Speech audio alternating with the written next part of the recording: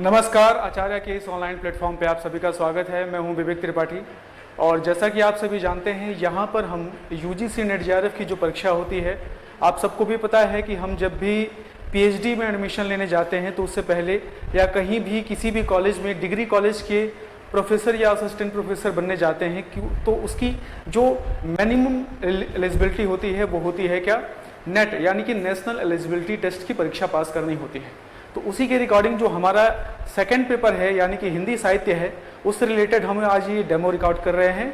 तो आप सबको पता होगा कि हिंदी साहित्य में, जैसे जो भी बच्चे तैयारी में लगे हुए हैं उनको पता होगा कि हिंदी साहित्य पूरी तरह से 10 यूनिट में बटा हुआ है, 10 इकाई में बटा हुआ है। अगर हम इस पूरी की पूरी इकाई को, 10वीं इकाई को आप सिलेबस निकाल के देखेंगे तो 4-5 भागों में तैयारी के अकॉर्डिंग हम इसे बांट लेते हैं। सबसे पहले को हम क्या बोलते हैं? सबसे पहले को हम कहते हैं भाषा खंड। भाषा खंड के अंतर्गत आप क्या चीजें पढ़ते हैं? भाषा खंड के अंतर्गत कोई भी बच्चा क्या क्या पढ़ता है? आप भाषाई परिवार के बारे में पढ़ते हैं, ठीक है। उसके बाद आप जैसे देखेंगे कि भाषाई परिवार में जो भी हमारा भारोपीय परिवार है, भाषा परिवार है, आर्य भाषा परिवार है, उन सब के विषय में हम पढ़ेंगे। इसका जो भाषाई व्याकरण है, हमारा भाषा का जो हमारा व्याकरण है, उसके विषय में हम पढ़ते हैं। इस भाषा की जो हिंदी भाषा है, इसकी जो संवैधानिक स्थिति है, संविधान में कौन कौन सा दर्जा मिला है, कौन से आर्टिकल में कौन सी बात की गई है हिंदी भाषा को लेके, उसके बारे में पढ़ते हैं। इसका जो भौगोलिक वर्गीकरण है यानी कि भाषा का भौगोलिक विस्तार,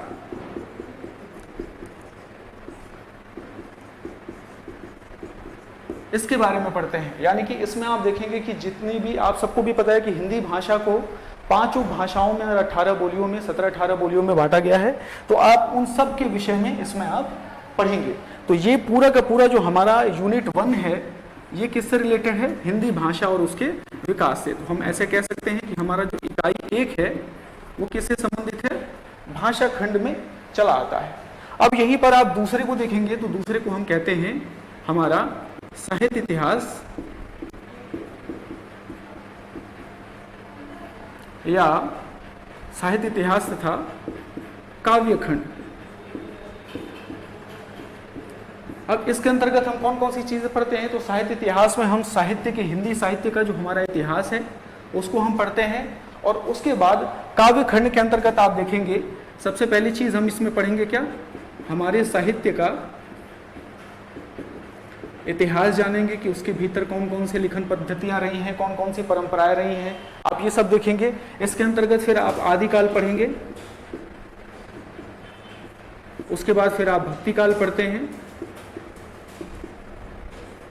फिर आप रीतिकाल के बारे में पढ़ेंगे और फिर आप आधुनिक काल,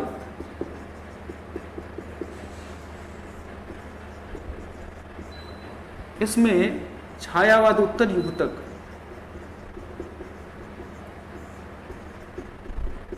यहां तक जो है हमें पढ़ने को मिलता है। अब ये साहित्य के इतिहास की परंपरा, यानी कि जहां तक भी जो काव्य की सीमा दी गई है, आप देखेंगे आधुनिक काल में भारतेंदु युग से हम शुरू करते हैं, फिर द्विवेदी युग, फिर प्रगतिवाद, प्रयोगवाद, है ना, फिर छायावाद, छायावाद के बाद प्रगतिवाद, प्रयोगवाद, उसको हम छायावाद उत्तर युग में, फिर नवलेखन के दौर में हम जो है चले आते हैं। इसके बाद जो तीसरा रूप आता है, इसको हम कहते हैं गद्य खंड। अब देखिए, ये जो दूसरा रूप है, इसी में, इसमें कौन कौन सा यूनिट आपका आ जाएगा? आप देखेंगे आपका दूसरा इकाई 2 आ जाता है और फिर 5 इकाई 5 आ जाता है। यहाँ पर 2 यूनिट ये जो है साहित्य इतिहास और काव्य खंड जो है अपने आप में समाहित कर लेता है। तीसरे गद्य खंड की हम बात करें तो आप देखेंगे कि गद्य खंड जो है इकाई 2 का ही दूसरा भाग है, इसी इकाई का दूसरा भाग है। और इसमें आप देख सकते हैं कि पूरी तरह से हम क्या पढ़ते हैं? हम गद्य के विकास को पढ़ते हैं,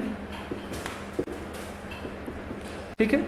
और इस गद्य के विकास को पढ़ने के बाद जो है हम उपन्यास, कहानी, नाटक, निबंध, आलोचना और फिर अन्य गद्य विधाओं के बारे में हम इसमें पढ़ते हैं। तो आप देखेंगे कि ये गद्य खंड इतना ज्यादा इंपॉर्टेंट है कि ये अकेला ही इकाई 2 के दूसरे भाग को समाहित तो करता ही है, इकाई 6 से लेके 10 तक के संपूर्ण सिलेबस को ये जो है अकेला कवर कर लेता है। ठीक है, यानी कि दूसरे के बाद अब एक बच जाता है इससे, जो हम इसको कह सकते हैं, इसको हम कहते हैं साहित्य इतिहास, साहित्य शास्त्र एवं वैचारिकी, यानी कि वैचारिक पृष्ठभूमि जिसको हम कह सकते हैं। आप देखेंगे कि साहित्य शास्त्र के अंतर्गत हमें 2 चीजें पढ़नी रहती है, जिसको हम पहले को कहते हैं भारतीय काव्य शास्त्र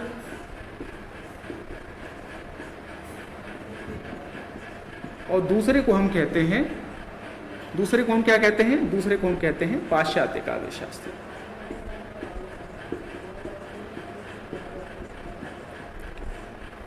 ठीक है, इस तरह से जो हमारा सिलेबस है आप देखेंगे कि ये हमारा तीसरा यूनिट है, तीसरा और चौथा यूनिट ये वैचारिक पृष्ठभूमि है। वैचारिक पृष्ठभूमि के अंतर्गत क्या हम पढ़ते हैं, यानी कि ये इकाई 4 हो गया और ये इकाई 3 हो गया, तीसरी इकाई हो गई हमारी और फिर चौथी इकाई हमको यहाँ मिल जाती है। वैचारिक पृष्ठभूमि में जितने भी वाद हैं, यानी कि आप देखेंगे कि मनोविश्लेषणवाद, मार्क्सवाद, अस्तित्ववाद, उत्तर आधुनिकतावाद, इन सब के विषय में जो है हम अपनी इस वैचारिक पृष्ठभूमि में पढ़ते हैं। तो आप देखेंगे ये जो हमारी तैयारी का दौर है, तैयारी किस तरह से करनी चाहिए, क्योंकि आप सबको भी पता है कि जो नेट जेआरएफ की परीक्षा होती है, अगर किसी का 100 क्वेश्चन आते हैं 200 मार्क्स के, अगर किसी बच्चे के इस 200 में से 100 मतलब कि लगभग 170 या 180 के बीच में नंबर नहीं है सिर्फ सब्जेक्ट सेकंड में, यानी कि आपके पेपर सेकंड में, तो फिर उसके जेआरएफ होने की संभावना, यानी कि जेआरएफ किसे कहते हैं, जूनियर रिसर्च फेलोशिप, जो आपको पीएचडी करने के दौरान लगभग 37,000 रुपए का बेसिक मिलता है, चारे उचारे जोड़ के लगभग 43-44 हजार रुपए के करीब आपको मिलता है जब आप जेआरएफ क्वालिफाई हो जाते हैं। तो अगर किसी बच्चे का दोनों पेपर में, जैसे आपको भी पता है कि टोटल जो है जेआरएफ नेट का जो पेपर होता है 300 नंबर का होता है, जिसमें 150 क्वेश्चन आते हैं, 50 आपके फर्स्ट पेपर का रहता है और 100 जो है आपके सेकंड पेपर का रहता है। अब इस 100 में से अगर किसी बच्चे के 80 क्वेश्चन सही नहीं है तो आप समझना कि उसके जेआरएफ होने की संभावना बहुत ज्यादा कम है। तो ऐसा मैं मान के चलता हूं कि 80 इसमें और 30 इसमें कम से कम सही होने चाहिए। 80-30 को अगर रेशियो लेकर चलते हैं आप, तो आप कहीं ना कहीं इसमें सक्सेस हो जाते हैं। अब हमें ये देखना है कि अगर इस 80 क्वेश्चन को हमें सही करना है, मिनिमम, मैक्सिमम तो आप 100 तक भी सही कर सकते हैं, करिए। अगर किसी को करना है, जेआरएफ की तैयारी करनी है, नेट की तैयारी करनी है, तो ये जो 10 यूनिट है इनके वेटेज को समझकर तैयारी करनी होगी। कैसे समझेंगे हम वेटेज? आप देखेंगे कि कभी भी आप प्रीवियस ईयर को, 5 साल के प्रीवियस ईयर पेपर को निकालिए, ठीक है, यानी कि आप 2019 से लेके 2024 तक के जो अभी रिसेंटली पेपर हुआ है, इन सब के पेपर की एनालिसिस करिए और देखिए कि किन सेक्शन से, यानी कि कौन सी इकाई से सबसे अधिक प्रश्न पूछे गए हैं। आप देखेंगे तो लगभग इसका 5 से 10% का वेटेज रहता है। किसका? भाषा खंड का 5 से 10% का वेटेज रहता है। इसका काव्य खंड का कितना वेटेज रहता है? इतना ही वेटेज आप देखेंगे कि साहित्य शास्त्र और वैचारिकी का भी रहता है 10 से 15% का। ठीक है, 10 से 15% का वेटेज रहता है। 5 से 10% इधर निकल गया, 10 से 15% उधर निकल गया। राउंड फिगर में आप देखेंगे कि 30% जो है इधर उधर से, वैचारिकी से या मिसलेनियस जो वन लाइनर प्रश्न रहते हैं कि पुरस्कार सम्मान किसको क्या मिला, है ना, उससे चले आते हैं। बाकी 70% का हिस्सा जो है वो काव्य खंड, यानी कि इससे और इससे आता है, 70% का हिस्सा, जिसमें से अकेले 50% का वेटेज लेकर चलता है क्या? गद्य खंड। तो जब भी हम अपनी तैयारी को शुरू करते हैं, उस तैयारी को शुरू करने से पहले हमें यह समझना पड़ता है कि हम अपनी तैयारी कहां से शुरू करें और कौन से तरीके से पढ़ें कि हम कम समय में ही इसको पूरा का पूरा कवर कर जाएं। चूंकि मैं भी जेआरएफ हूं, मैं पीएचडी हूं, जेआरएफ हूं, तो आपको इतना समझा सकता हूं कि अगर स्ट्रेटेजी आपकी सही नहीं है या आप एक बेहतर रणनीति से तैयारी नहीं कर रहे हैं, तो आपके सिलेक्शन होने की चांसेस जो होती हैं वो क्या होती हैं? कम हो जाती हैं। तो आप ये देख सकते हैं कि हम जो है तैयारी जब शुरू करते हैं अपनी, तो सबसे पहले हम क्या पढ़ते हैं? सबसे पहले हम साहित्य इतिहास और काव्य खंड से शुरू करते हैं। कारण ये है कि आपको, अगर जैसे मान के चलिए पहली इकाई हमारी क्या है? भाषा। अगर हम नियम के आधार पे भाषा से शुरू करेंगे, भाषाई परिवार, भाषा का जो व्याकरण है, जो उसकी संवैधानिक स्थिति है, इसी में जो देवनागरी लिपि भी है उसके बारे में भी अगर ये सब हम पढ़ेंगे तो आप देखेंगे कि शुरुआत के दौर में बच्चा जल्दी ही बोर हो जाता है। तो हम क्या करते हैं कि थोड़ा सा, चूंकि इसमें काव्य हैं, कविताएं हैं, तो कबीर के दोहे या जायसी की पद्मावत को पढ़ के आपको थोड़ा सा अच्छा लगेगा, है ना। सूर को पढ़ेंगे, तुलसी को पढ़ेंगे तो यहाँ पर थोड़ा सा बेहतर लगेगा आपको। तो हम तैयारी शुरू करते हैं पहले इससे, फिर दूसरे नंबर पे इससे, उसके बाद तीसरे नंबर पे जब हम आते हैं तो फिर गद्य साहित्य शास्त्र खंड को, और फिर अंत में हम फिर गद्य खंड को पूरी तरह से पढ़ते हैं। यानी कि 50% का अकेले वेटेज लेकर चलने वाला है गद्य खंड। सबसे ज्यादा प्रश्न इसी से आते हैं। आप अभी जो रिसेंटली अभी पेपर हुआ है उस पेपर को निकाल के देख लीजिए, आप देखेंगे कि सबसे ज्यादा प्रश्न यहाँ से आए हुए हैं। तो चलिए औपचारिक तौर पे, जैसा कि आप लोगों को पता है कि ये एक डेमो है, और डेमो को रिकॉर्ड करने के लिए हमने ये सारी सीरीज बनाई है। समय कम है तो आपको मैं कुछ हिंदी साहित्य के इतिहास और काव्य खंड के बारे में कुछ चीजें बताता हूँ। 3-4 डेमो रिकॉर्ड करेंगे जिससे आप पूरा समराइज तरीके से आप ये समझ पाओ कि अगर ये क्लास हम ज्वाइन कर रहे हैं या किसी भी टीचर पर भरोसा कर रहे हैं तो उसकी क्या अपनी कैपेबिलिटी है, या अगर वो जेआरएफ है तो क्या वो जेआरएफ हमें भी बना सकते हैं कि नहीं, है ना। बिल्कुल, मैं कहता हूँ हमेशा कि जब भी आपको किसी से रिश्ता बनाना है ना तो पूरी आंखें खोल के रखिए, और जब रिश्ता बन जाए तो आंखें हल्की सी बंद कर लीजिए, ठीक है। भरोसा करिए सामने वाले पर कि वो कराएगा। अभी आपको जो इसमें समझना हो आप मुझे कमेंट बॉक्स में मैसेज करके बता सकते हैं। चलिए अब हम अपनी तैयारी को यहाँ पर शुरू करते हैं।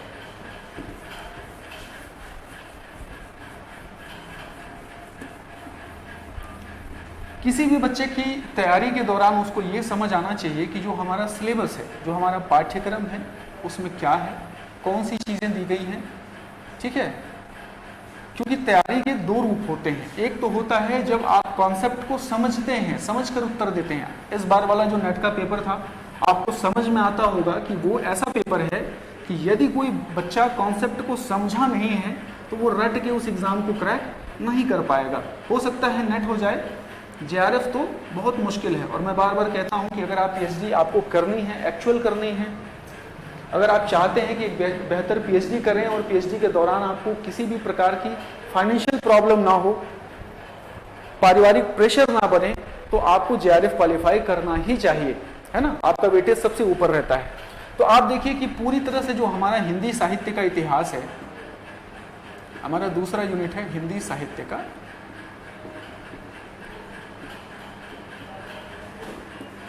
इतिहास, ठीक है, हिंदी साहित्य का इतिहास। इस पूरे के पूरे टॉपिक में अगर आपको कोई चीज पढ़नी होती है तो आप देखेंगे कि सबसे पहले साहित्य इतिहास का दर्शन पढ़ना होता है। यानी कि ये समझना होता है कि इस साहित्य के इतिहास का अपना दृष्टिकोण क्या है, साहित्य क्यों विशेष है, बाकियों से क्यों अलग है, इतिहास में और इसमें क्या डिफरेंस है ना। उसके बाद जो हम पढ़ते हैं इस साहित्य इतिहास के लेखन की, साहित्य इतिहास लेखन की परंपरा, और साथ साथ इस साहित्य इतिहास लेखन की पद्धति कि कौन कौन से पैटर्न से जो है ये साहित्य का इतिहास लिखा गया है, ठीक है। उसके बाद जब हम आते हैं तो प्रमुख हिंदी साहित्य इतिहास और वह लेखक या साहित्य इतिहासकार, या इसको हम कह सकते हैं साहित्य इतिहासकार के बारे में, जनरली लेखक नहीं कह सकते उसको, ठीक है। हम इसको कह सकते हैं कि प्रमुख जो है साहित्य इतिहास ग्रंथ के बारे में पढ़ेंगे, ठीक है, और फिर जो है साहित्य इतिहासकारों के बारे में पढ़ेंगे। आपको ये भी समझ आना चाहिए कि एक आलोचक क्यों अलग हो जाता है साहित्य इतिहासकार से, या अगर कोई साहित्य का इतिहासकार है तो उसमें क्या विशेष रहता है, कोई आलोचक है, कोई समीक्षक है, वो क्यों अलग होता है इनसे, कोई निबंधकार है वो कब अलग हो जाता है ना। तो चलिए अब देखिए, मैं बार बार कहता हूं कि जो आपको एग्जाम में प्रश्न आते हैं ना, उन प्रश्नों के दो पैटर्न रहते हैं। आप देखो, पूरी की पूरी तैयारी को ये दो भागों में बांट लेते हैं। एक साइड जो है हम पूरी तरह से विषय के कॉन्सेप्ट को समझने की कोशिश करते हैं, ठीक है, कॉन्सेप्ट को यहाँ पर समझने की आप कोशिश करते हैं, एक साइड पूरे विषय के। और दूसरी साइड जो है आप इसी का जो फैक्ट है, जिसको हम तथ्य कहते हैं,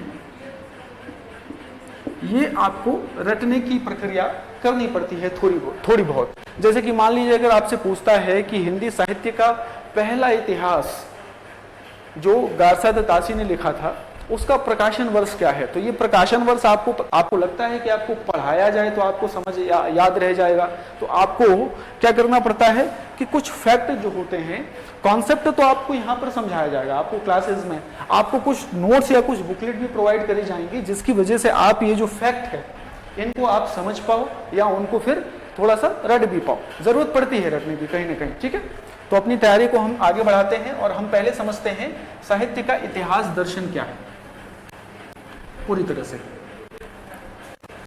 एकदम इसको बेसिक तरीके से समझिएगा, ठीक है, क्योंकि जितना बेहतर आप कॉन्सेप्ट को समझ पाएंगे, सबके पास इतना समय नहीं होता कि वो नगेंद्र की किताबों को या आचार्य रामचंद्र शुक्ल जी की किताबों को पढ़े, लेकिन मेरे हिसाब से हर व्यक्ति को ये दो इतिहास, आजकल तो तीन की परंपरा चली गई है कि एक आचार्य रामचंद्र शुक्ल जी का जो हिंदी साहित्य का इतिहास है उसको पढ़ना जरूरी है, दूसरा डॉक्टर नगेंद्र का जो साहित्य इतिहास ग्रंथ है इतना मोटा, उसको पढ़ना जरूरी है, और तीसरा इस समय बच्चन सिंह का, डॉक्टर बच्चन सिंह का हिंदी साहित्य का दूसरा इतिहास ग्रंथ जो है निकला है, उसको पढ़ना जरूरी है। तो टेक्निकली क्या होता है कि बच्चा जब देखता है कि जब नेट की तैयारी करने जाता है तो सोचता है कि इन तीन किताबों में से किसको चुने, किसको पढ़ने की परंपरा में ले। तो देखिए, अगर आप मेरे साथ तैयारी कर रहे हैं तो रामचंद्र शुक्ल जी का इतिहास और नगेंद्र का इतिहास तो मैं कॉन्सेप्चुअल तरीके से पढ़ाता और सिखाता हूँ। आपको तीसरा क्या पढ़ना है तो आप हिंदी साहित्य का दूसरा इतिहास आप खरीद सकते हैं और पढ़ सकते हैं, ठीक है। ये चीजें हैं इस पूरे के पूरे इतिहास परंपरा को या इतिहास दर्शन को समझने के लिए। किताबें कौन कौन सी अच्छी हैं, कौन कौन सी लेके हमें बुकलेट तैयार करनी, इन सब के बारे में मैं अपनी क्लासेस में बताता रहता हूँ। तो चलिए सबसे पहले देख लेते हैं कि साहित्य का इतिहास दर्शन क्या होता है। अब पहले ये चीज समझिए कि इस साहित्य में और इतिहास में अंतर क्या है। देखिए, इतिहास का मतलब क्या होता है, यहां पर आप देखिएगा, यहां पर लिख दूं अगर मैं इतिहास, तो सामान्यतः इतिहास का मतलब क्या कहते हैं कि ऐसा, इसका मतलब क्या कहते हैं कि ऐसा हुआ होगा, ऐसा प्रेडिक्ट करते हैं, ठीक है, ऐसा हुआ होगा। किसके आधार पर प्रेडिक्ट करते हैं, सीधी सीधी बात है, प्रमाण के आधार पर। अगर सामान्य भाषा में कहें कि इतिहास का मतलब क्या होता है, तो हम इति का मतलब बीती लगा लेते हैं, है ना, इति का मतलब बीती और हास का मतलब कहानी, वह कहानी जो बीत चुकी है। लेकिन उस कहानी को सिद्ध करने के लिए, उस कहानी को बताने के लिए हम कोई ना कोई प्रमाण अवश्य देते हैं। ये क्या है, ये एक हमारा इतिहास है। साहित्य भी तो यही काम करता है, साहित्य भी तो उन्हीं घटनाओं के विषय में बताता है जो इतिहास में दर्ज हैं, है ना। जैसे मान के चलिए, अगर रानी लक्ष्मीबाई की शौर्य गाथा है तो जो आंखों देखा हाल है वही आपको सुभद्रा कुमारी चौहान की रचनाओं में मिल जाता है ना। जब आप पृथ्वीराज रासो पढ़ते हैं तो चंद्रवरदाई एक लेखक हैं जो पृथ्वीराज रासो के माध्यम से पृथ्वीराज, जो हमारे पृथ्वीराज चौहान हैं, उनकी जो वीरता है उनके विषय में बताते हैं। चाहे आप जब रासो काव्य परंपरा में आप परमाल रासो वगैरह पढ़ते हैं तो जगनीक ने जो आल्हा उदल की वीर गाथाएं गाई हैं आल्हा खंड के रूप में, उन सब के बारे में आप डिटेल तरीके से साहित्य के माध्यम से भी जानते हैं। लेकिन साहित्य में जो चीज पूरी तरह से हावी नहीं होती है, जैसे आप देखिए इतिहास में संवेदनाओं के आधार पर बात को सत्य या असत्य नहीं माना जाता है, लेकिन साहित्य इसी से अलग है। साहित्य क्या है, सामान्य भाषा में कहें कि सहित, यानी कि सबका हित करने वाला हृदय, सबके हित का ध्यान रखने वाला हृदय, है ना।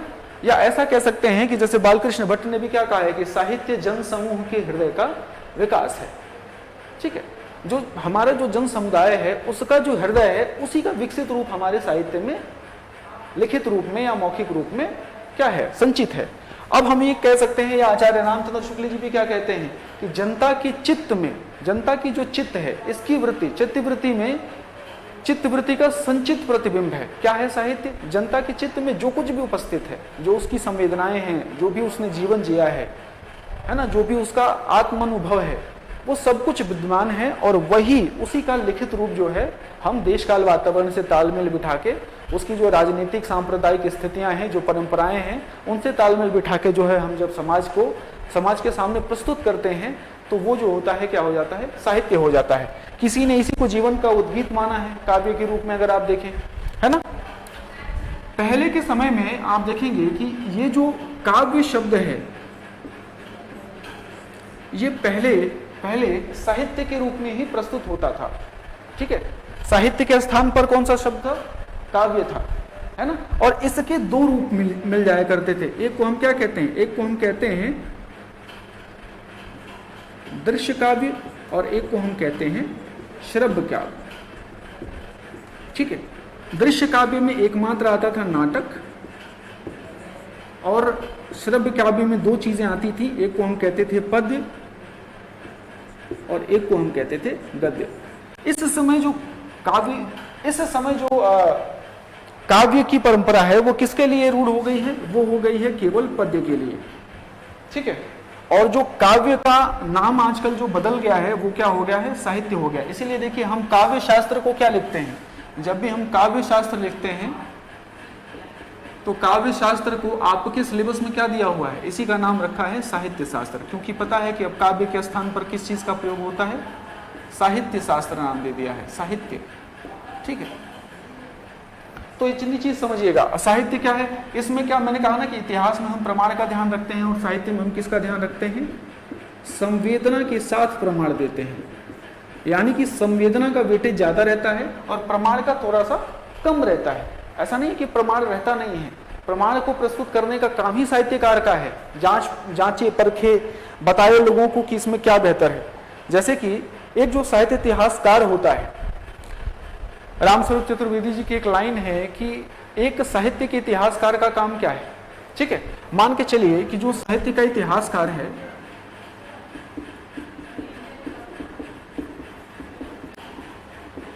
ये क्या करता है, जैसे मान लीजिए कवि का काम क्या है कि जो कुछ भी ईश्वर ने बनाया है ना, यानी कि जैसे मान लीजिए हमारी प्रकृति को हमारे सामने ईश्वर ने बनाया, इसके साथ इसकी व्याख्या कौन करता है, इसकी व्याख्या करने वाला कवि है। कहते हैं ना जहां न पहुंचे रवि वहां भी पहुंचते हैं कवि, ठीक है। तो कवि जो करता है वो ईश्वर के कार्यों के साथ, ईश्वर ने कितना सुंदर हमें मनुष्यता बनाई है, हमारे अंदर जीव जंतु बनाए हैं, पेड़ पौधे बनाया है, जो कुछ भी ईश्वर ने निर्मित किया है उनकी व्याख्या करने का काम किसका है, या उनके साथ न्याय दर्शाने का काम किसका है, कवि का है। अब साहित्य का इतिहासकार काम क्या करता है कि इस कवि ने जो साहित्य इतिहास के और उसके विकास की परंपरा में जो कुछ भी कार्य किया है, ये जो है उनको दिखाने और दर्शाने का काम करते हैं। तो ये जो है कि ईश्वर, कवि क्या करता है, कवि या लेखक प्रकृति के कामों को ईश्वर के कामों के साथ न्याय दर्शाता है, लोगों को ये बताता है कि ये कितना सुंदर दृश्य है। और जो है कवि क्या करता है, वो साहित्य इतिहासकार क्या करता है, वो कवि या लेखक के कामों को पाठकों के समक्ष रखता है और ये बताता है कि क्यों कालिदास महत्वपूर्ण है ना। ऐसे ही किसी को भी रास्ते चलते किसी भी कवि को हम कालिदास से तुलना नहीं कर सकते। हमको पता होना चाहिए कि कालिदास कौन है, मैथिली शरण गुप्त कौन है ना, रामधारी सिंह दिनकर कौन है, रश्मि रथी में क्या है, ये सब आप देखिए। व्हाट्सएप पर ये कविता होती है कि तेरे घर में धूल मेरा भाई फूल, है ना। इस तरह की जो परंपरा है, इसको आप, इसकी तुलना आप उस साहित्य से नहीं कर सकते जो कालिदास ने लिखा है, या जो बड़े बड़े साहित्यकारों ने, जो भारतेंदु हरिश्चंद्र की रचनाओं में मिलता है ना, जो महादेवी वर्मा के दुखवाद में मिलता है, उन सब से इनकी तुलना नहीं कर सकते। तो ये चीज हमें समझना पड़ता है, ठीक है। तो साहित्य इतिहासकार का काम क्या होता है, कवि ने जो कुछ भी किया है वो क्या करता है, ये पाठक के सामने या श्रोता के सामने प्रस्तुत करता है, लेकिन इसमें उनकी प्रामाणिकता की जांच भी करता है, ठीक है। प्रामाणिकता की जांच जरूर करता है। और इस पाठक के पास क्या पहुंचता है, इस कवि की संवेदना पहुंचती है। पंक्ति है ना कि वियोगी होगा पहला कवि, आह से उपजा होगा गान, निकलकर या उमड़कर आंखों से चुपचाप बही होगी कविता अनजान। तो आप समझिए, आह से उसको ज्ञान निकलता है, उसके दुख से, यानी कि इतना पता है कि जो कुछ भी सबसे जो शुरुआत में जब हमारा दुख व्यक्त हुई होगी, हमारी संवेदना व्यक्त हुई होगी, तो वो किस में हुई होगी? वो हुई होगी काव्य में। इसीलिए देखिए, जब भी हम साहित्य इतिहास की परंपरा को पढ़ते हैं तो शुरू से लेके आधुनिक युग तक आचार्य रामचंद्र शुक्ल जी ने आधुनिक काल को गद्य काल की संज्ञा दी। क्यों नहीं उससे पहले दे दिया? क्योंकि उसके पहले जो कुछ भी निकलता था वो किस में निकलता था? वो काव्य में निकलता था, वो पद्य में निकलता था। गद्य में विचार निकलते हैं, भावनाएं नहीं, संवेदनाएं हमेशा। वर्ड्सवर्थ ने क्या बोला है कि कविता प्रबल भावों का सहज उच्छलन है। क्या है? प्रबल मनोयोगों का या प्रबल भावों का सहज, जब हमारे हृदय में भाव प्रबल हो जाते हैं तो उनका हम सहजता से क्या करते हैं? प्रस्तुत कर देते हैं। अब एक पूरी की पूरी साहित्य को प्रस्तुत करने के लिए, यानी कि अगर ये तो पता है कि अगर ये साहित्य होगा तो किसी न किसी भाषा का होगा। अब देखिए, भाषा को व्यक्त करने के 3 माध्यम आपको साहित्य में देखने को मिल जाते हैं। कौन कौन से? एक माध्यम को हम कहते हैं मौखिक, एक को हम कहते हैं लिखित, और एक को कहते हैं हम सांकेतिक।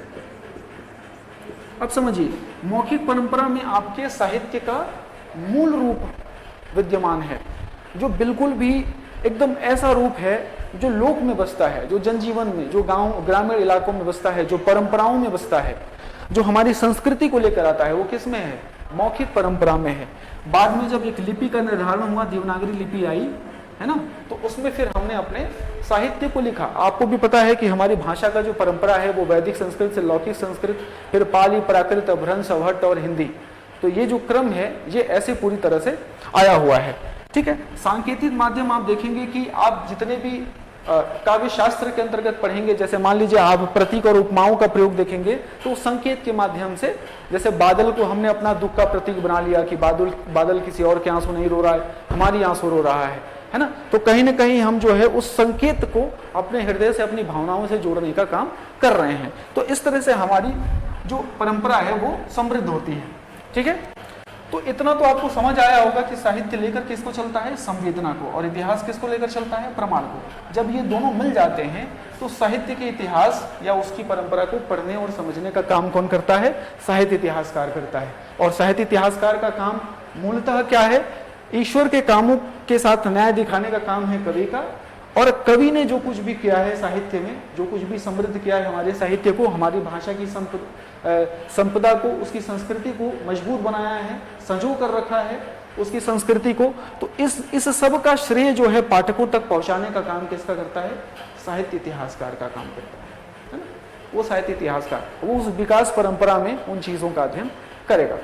अब इतना समझ आ गया। अब एक चीज यहां पर ये समझिएगा,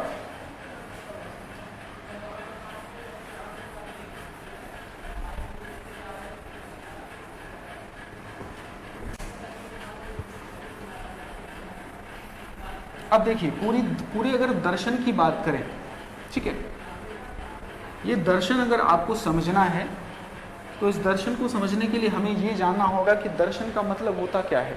सामान्यतः दर्शन का मतलब होता है एक दृष्टिकोण,